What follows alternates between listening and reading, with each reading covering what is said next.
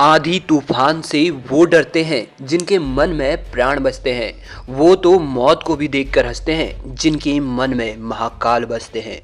दोस्तों, जब एक मरा व्यक्ति मरने के ठीक 10 मिनट बाद वापस जिंदा हो गया, दोस्तों इसके पीछे का जो हैरान करने वाला राज है उसे जान आपका भी विश्वास भोलेनाथ के प्रति और अधिक गहरा हो जाएगा। दरअसल दोस्तों, ये सच्ची घटना हमें भेजी है आनंद जी ने, जो कि हिमाचल के रहने वाले हैं और अमेरिका में नौकरी करते हैं। और ये सब कुछ हो सका उनके पिता राजेंद्र जी की बदौलत। आनंद जी बताते हैं कि उनके पिता राजेंद्र जी अनाथ थे। उन्होंने खुद अपने दम पर अपने आप को इस काबिल बनाया कि वे एक अच्छा घर ले सकें। खुद अपनी शादी करी और मुझे यानी अपने बेटे को पढ़ा लिखा के संपन्न बनाया।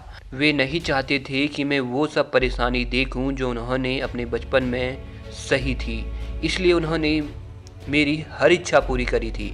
मेरे पिता राजेंद्र जी भगवान शिव के बहुत बड़े भक्त थे। उनका यह रूटीन था कि सुबह जब तक शिव मंदिर जाकर शिवलिंग पर जल अर्पित नहीं करते वो कुछ भी नहीं खाते। वो घंटों भगवान शिव के मंदिर में ही रहते। कभी कभी तो ऐसा लगता मानो शिव से ही बात कर रहे हो। एक दिन मैं छुट्टियों में अमेरिका से अपने घर हिमाचल अपने माता पिता से मिलने आया। वैसे तो मेरे पिता हमेशा चेहरे पर एक मुस्कान लिए रहते थे।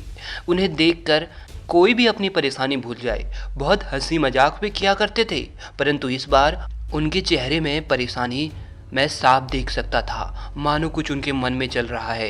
एक दिन वे भगवान शिव की पूजा कर रहे थे और पूजा करने के बाद उन्होंने मुझे मंदिर वाले कमरे में बुलाया और कहा दरवाज़ा अंदर से बंद कर दो।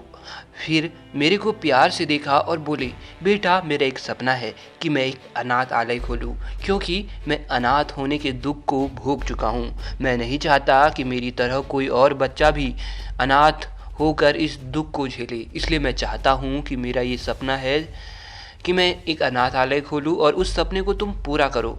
मैं बोला, पापा इसमें कौन सी बड़ी बात है, पैसों की कमी तो है नहीं, आप यह काम करवा लेना, क्योंकि मुझे तो मेरी नौकरी के लिए वापस अमेरिका जाना पड़ेगा। तब मेरे पापा बोले, बेटा तुम समझ नहीं रहे हो, मेरे पास बहुत कम समय बचा है। मेरे शिव ने मुझे संकेत दे दिया है कि मेरा समय अब आ चुका है, इसलिए बेटा अब तुम्हें मेरा यह सपना पूरा करना है। मैं बोला, पापा आप तो बिल्कुल ठीक लग रहे हो, फिर ये अनाप शनाप क्यों बोल रहे हो।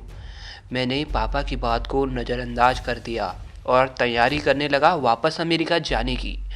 परंतु मेरे वापस जाने के ठीक 2 दिन पहले अचानक मेरे मम्मी ने बहुत तेज चिल्लाया। जब भागकर मैं देखने गया कि आखिर मामला क्या है तो मेरे भी होश उड़ गए। मेरे पापा मंदिर वाले कमरे में मृत पड़े थे। मेरे आंसू रुकने का नाम नहीं ले रहे थे, परंतु जैसे तैसे मैंने अपने आप को संभाला और फिर अपने पिताजी के क्रियाक्रम की व्यवस्था करी। परंतु जब हम उन्हें चिता के लिए ले जा रहे थे, अचानक एक चमत्कार सा हुआ। मेरे पिता के हाथ हिलने लगे। मेरी माँ जोर से चिल्लाती, बेटा तेरे पापा तो जिंदा हैं। और मेरे पापा सच में लेटे लेटे ही तुरंत खड़े हो जाते हैं और तेजी से मंदिर वाले कमरे में भागते हैं और भगवान शिव की प्रतिमा के सामने जोर जोर से एक मंत्र पढ़ने लगते हैं।